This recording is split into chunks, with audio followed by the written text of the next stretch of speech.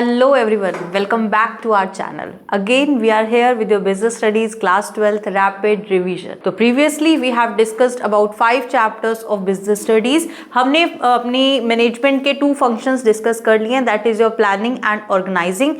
After that today we are moving towards third function, that is your staffing. After planning and organizing, that means कि हमने पहले plan out किया कि हम क्या activities perform करेंगे, क्या goals हमें achieve करने हैं. उसके बाद हमारी second activity थी, second function था हमारा टू ऑर्गेनाइज. हमने एक स्ट्रक्चर बनाया, reporting authority responsibility reporting relationship form किया. और अब उसके बाद जो थर्ड फंक्शन हम परफॉर्म करेंगे जो अपनी मैनेजमेंट की इफेक्टिवनेस के लिए जरूरी है, दैट इज योर स्टाफिंग. ठीक है. Staffing basically what it is actually. Staffing means appointing the right person for the right job at the right time. ठीक है. देखिए प्रीवियसली जो हमने ऑर्गेनाइजेशन में बात की थी उसमें हमने एक स्ट्रक्चर फॉर्म किया था कि क्या क्या एक्टिविटीज होंगी. हमने उसका क्लासिफिकेशन किया, डिवीजन किया, उसमें मैन पावर रिक्वायरमेंट कितनी होगी हमें ये असेस किया. हम किस तरीके से एक हायरार्की फॉर्म करेंगे डिफरेंट लेवल्स की, क्या हमारे अथॉरिटी रिस्पॉन्सिबिलिटी रिलेशनशिप्स होंगे, वो सब कुछ हमने फॉर्म किया. ठीक है. आफ्टर दैट जब हम स्टाफिंग में आते हैं, यहाँ पर हमारा प्रोसेस स्टार्ट होता है वर्क फोर्स प्लानिंग का. वर्क फोर्स मीन्स कि हमें कितनी मैन पावर रिक्वायर्ड होगी, कितने लोग हमें अपनी एक्टिविटीज को परफॉर्म करने के लिए चाहिए. And we know it very well कि without human resource all other resources of the organisation are useless, because it is the human being और human resource that make use of other resources. ठीक है. चाहे आपका finance है, आपकी assets हैं, whatever resources are available in the organisation, the best possible use of these resources is possible only with the help of best human resource. तो human resource और human assets किसी भी organisation के लिए बहुत जरूरी हैं. तो सबसे पहले हम एनालाइज करते हैं, प्लान आउट करते हैं कि कितनी वर्कफोर्स रिक्वायर्ड होगी. आफ्टर प्लानिंग हम ये सोचेंगे कि हम रिक्रूटमेंट कैसे करें. That means finding the right person for the right job. उनके रिक्रूटमेंट पे हम वर्क करेंगे. रिक्रूटमेंट में जो बेस्ट पॉसिबल होगा उनको सेलेक्ट करेंगे. जिनका हम सिलेक्शन करते हैं those personnels should be trained from time to time, क्योंकि हमें अपने आप को अपडेट करना बहुत ज़रूरी होता है. उनकी ट्रेनिंग और डेवलपमेंट पे फोकस किया जाएगा. उन्हें नई स्किल्स हर टाइम पे सिखाते रहना, उन्हें अपग्रेड करते रहना अपने ऑर्गेनाइजेशन के बेनिफिशियल आउटपुट के लिए बहुत ज़रूरी है. ठीक है. ट्रेनिंग डेवलपमेंट हुई, उनकी परफॉर्मेंस अच्छी होगी. परफॉर्मेंस अच्छी होगी तो उन्हें अप्रेज करना बहुत ज़रूरी है, क्योंकि अगर किसी एम्प्लॉय ने अच्छा वर्क परफॉर्म किया है, उनका अप्रेजल करेंगे तो वो मोटिवेट होंगे और अच्छा वर्क परफॉर्म करेंगे.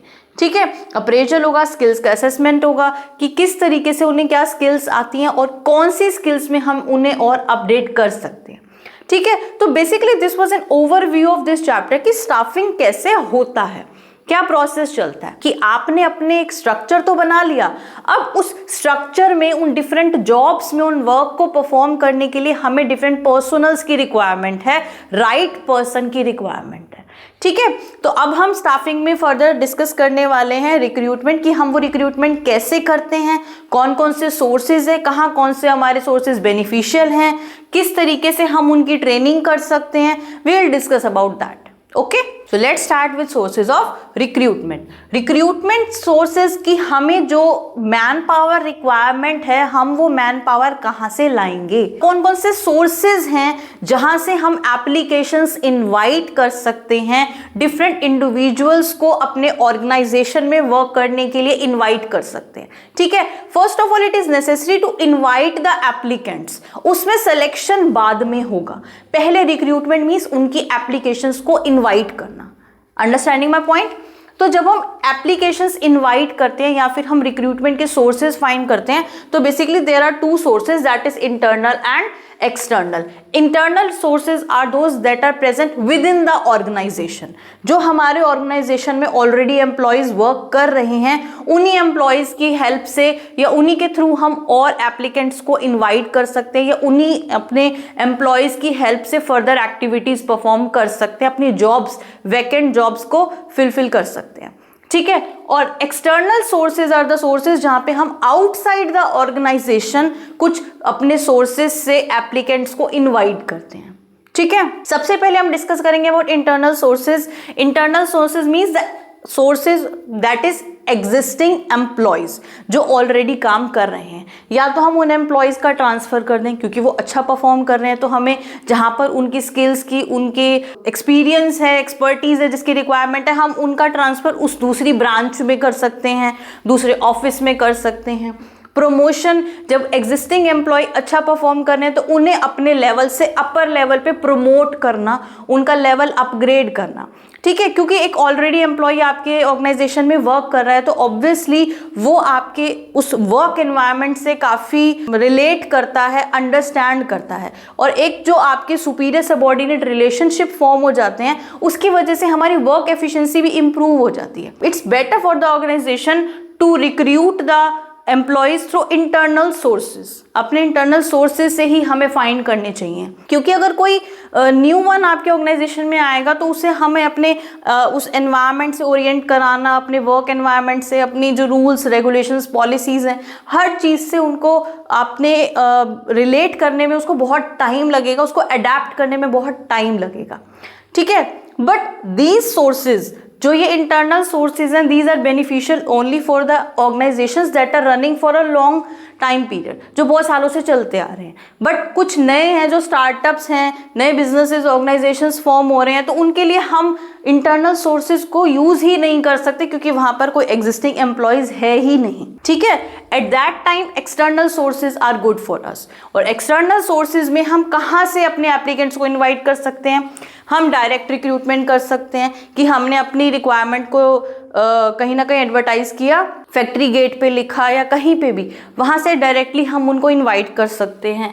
वेब पब्लिशिंग, आपको पता है आज के टाइम में ई कॉमर्स या किस तरीके से इलेक्ट्रॉनिक मीडिया, सोशल मीडिया का बहुत ज़्यादा ट्रेंड चल रहा है, तो web publishing is a good source of recruitment. Employment exchanges, ऐसे एक्सचेंजेस जहां पर जो भी एप्लीकेंट्स हैं अपने आप को रजिस्टर कराते हैं, हम उन एम्प्लॉयमेंट एक्सचेंजेस के थ्रू उन एप्लीकेंट्स को इनवाइट कर सकते हैं, फाइंड कर सकते हैं कि हमारी जॉब्स के अकॉर्डिंग कौन सा एम्प्लॉय हमारे लिए सुटेबल रहेगा, ठीक है। Campus recruitments, you know it very well कि ड्यूरिंग द स्टडी, जब हम अपने कैंपस में स्टडी कर रहे होते हैं, हम अपनी ग्रेजुएशन, पोस्ट ग्रेजुएशन परफॉर्म कर रहे होते हैं, वर्क कर रहे होते हैं, मीनवाइल वहाँ पर कैंपस में ही कुछ ऐसी कंपनीज आती हैं, ऐसे ऑर्गेनाइजेशंस आते हैं जो रिक्रूटमेंट के पर्पज से ही आते हैं और वहीं से अपने लिए एम्प्लॉयज को सेलेक्ट कर लेते हैं।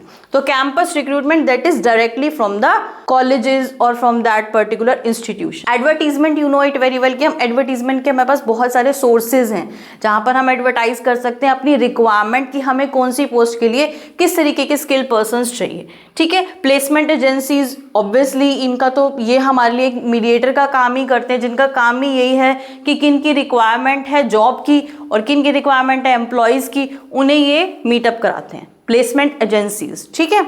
और next is casual callers. Casual callers जो यूजुअली कहीं भी किसी ऑर्गेनाइजेशन में अपने रिज्यूमेज ऐड ऑन करते रहते हैं, अप्लाई करते रहते हैं, जो कैजुअल कॉलर्स के हमारे पास डेटा होता है, हम उसमें से भी जो सुटेबल एम्प्लॉय है उसको सेलेक्ट कर सकते हैं। तो these are basically the sources. अब हम एम्प्लॉयज को लाएंगे कहाँ से, एप्लीकेशंस कहाँ से आएंगी, ठीक है। हमने एप्लीकेशंस रिसीव कर ली, अब नेक्स्ट हम क्या करेंगे, सिलेक्शन प्रोसेस, कि after receiving the applications of different applicants, जो डिफरेंट सोर्सेज से हमने उनके एप्लीकेशंस इनवाइट की हैं, अब हमें उनमें से बेस्ट पर्सन को, जो right person for the right job needs to be selected, ठीक है।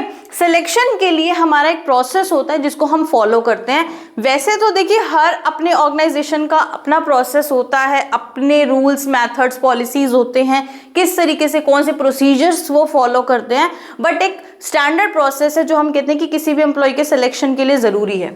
सबसे पहले हम कहते हैं प्रिलिमिनरी स्क्रीनिंग। हमारे पास जो एप्लीकेशंस आई हैं, जो हमने इनवाइट की थी, उनकी हम स्क्रीनिंग करते हैं और बेस्ट सूटेबल जो एप्लीकेंट्स होते हैं उन्हें हम शॉर्टलिस्ट कर लेते हैं, क्योंकि सारे एप्लीकेंट्स हमारी जॉब के लिए सूटेबल नहीं होते। एप्लीकेंट्स को हमने जब सेलेक्ट किया, कि हमने शॉर्टलिस्ट किया, उसके बाद उनका टेस्ट लिया जाता है, सिलेक्शन टेस्ट। वेरियस टेस्ट होते हैं उनके, किस तरीके से वो डिफरेंट एक्टिविटीज को परफॉर्म कर सकते हैं, उनका इंटेलिजेंस टेस्ट, उनका IQ टेस्ट, सब कुछ, ठीक है।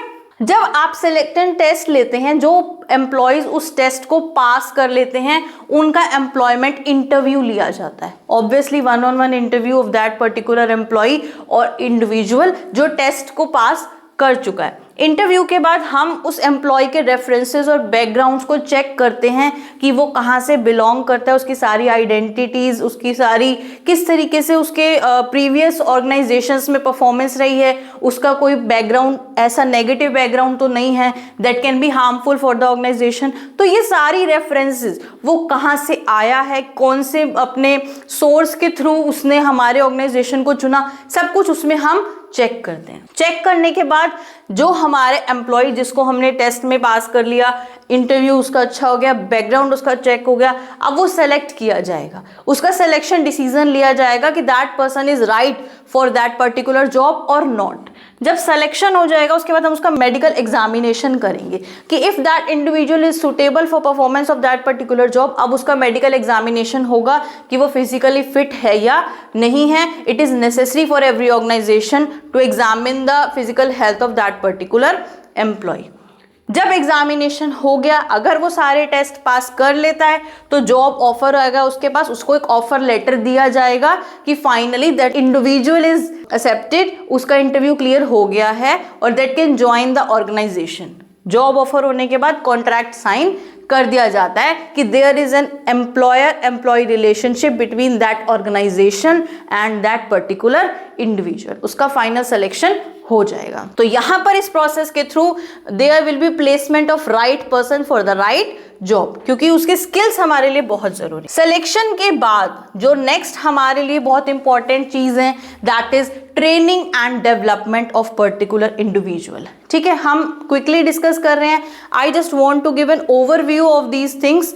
तो जितना बेस्ट पॉसिबल हो पा रहा है I am trying to explain कि आपने एम्प्लॉय को किस तरीके से सर्च आउट किया, सोर्सेज कहाँ से वो आया, उसके बाद आपने उसका सिलेक्शन कैसे करना है, क्या प्रोसेस आपने फॉलो करना है। सिलेक्शन के बाद कोई भी एम्प्लॉय कितना भी स्किल्ड होगा, कितना भी एक्सपर्ट होगा, कितनी अच्छी उसकी नॉलेज होगी, but that person need to be trained and developed. Training means उसको सिखाना टाइम टू टाइम, ठीक है। और डेवलपमेंट कब होगी, जब एक इंडिविजुअल हर लेवल पे नए स्किल्स सीखेगा और अपनी लाइफ में अपने आप को अपग्रेड करेगा, ठीक है। तो जब हम ट्रेनिंग की बात करते हैं, कोई भी इंडिविजुअल जब किसी ऑर्गेनाइजेशन को ज्वाइन करता है तो हम अपनी एक्टिविटीज, जो भी हमारा वर्क कल्चर है, वर्क एनवायरनमेंट है, उससे भी इंट्रोड्यूस कराते हैं और उसको नई स्किल्स अपग्रेड करने के लिए भी ट्रेन करते हैं, ठीक है। Training means a process of increasing knowledge and skills of employees. और इससे क्या बेनिफिट होगा, उसकी परफॉर्मेंस अच्छी होगी, हमारे एरर्स, ओमिशंस, मिस्टेक्स कम से कम होंगी और हमारी एम्प्लॉय डेवलपमेंट होगा। और ऑर्गेनाइजेशन में जितने developed, trained, skilled, efficient persons होंगे, ऑर्गेनाइजेशन की ग्रोथ उतनी ही अच्छी होगी, ठीक है। आपको ट्रेन करने के डिफरेंट मेथड्स होते हैं कि हम उस पर्टिकुलर एम्प्लॉय को कैसे ट्रेन कर सकते हैं। Training can be done on the job end of the job. On the job means जो हम वर्क कर रहे हैं, जिस पोस्ट पर एक एम्प्लॉय को अपॉइंट किया गया है, वाइल परफॉर्मिंग दैट जॉब, करते करते उसे सिखाना, वो ऑन द जॉब ट्रेनिंग है। End of the job is जहां पर आप एक वर्क एनवायरनमेंट क्रिएट करते हो, a place different from the work place. जहां पर काम हो रहा है वहां से अलग एक एनवायरनमेंट क्रिएट किया जाता है, जहां पर उन्हें ट्रेनिंग दी जाती है कि how they can perform there particular activity. जैसे जॉब रोटेशन की, किसी एक इंडिविजुअल को एक काम कर रहा है, उसको दूसरा काम भी दिया जाए, आप साथ साथ ये भी करो। कोचिंग में आप उसको सिखाते हो कि कैसे कैसे करना है। अप्रेंटिसशिप एंड मेंटरिंग, जैसे आप देखते हो कि सबसे अच्छा एग्जांपल है ऑन द जॉब ट्रेनिंग का, अप्रेंटिसशिप का भी, कि हम हमारे घर में कभी भी कोई कारपेंटर आता है, प्लम्बर आता है, तो उनके साथ एक हेल्पर आते हैं, ठीक है। Every time there is a new person, और फिर हमें थोड़े दिन बाद पता चलता है कि उन्होंने अपना काम खोल लिया। तो वो कैसे होता है, वो जो साथ में देखते देखते पहले वो टूल्स को हैंडल करते हैं और फिर वो उसी काम को सीख जाते हैं। तो वो ऑन द जॉब है कि आप करते करते, किसी को देखते देखते सीख रहे हो, उसकी हेल्प करते करते आपको सारी स्किल्स मिल गई। और ऑफ द जॉब में जैसे आप सेमिनार्स अटेंड कर रहे हो, लेक्चर्स हैं जहां पर आपको ट्रेनिंग दी जा रही है कि ये काम आपको कैसे करना है, आपको सेमिनार्स में सिखाया जाता है कि how you can perform these activities. So this was all about staffing, किस तरीके से right person for the right job is appointed at the right time through the right method और राइट वे, ठीक है, किस तरीके से हम उन्हें रिक्रूट करते हैं, सिलेक्ट करते हैं और उन्हें ट्रेन करते हैं। ये सारी एक्टिविटीज अगर प्रॉपर्ली और टाइमली परफॉर्म की जाएगी तो एम्प्लॉय डेवलपमेंट भी होगा, और एम्प्लॉय डेवलपमेंट होगा तो ऑब्वियसली ऑर्गेनाइजेशन की ग्रोथ होगी। Okay, hope you find it useful. If yes, go follow.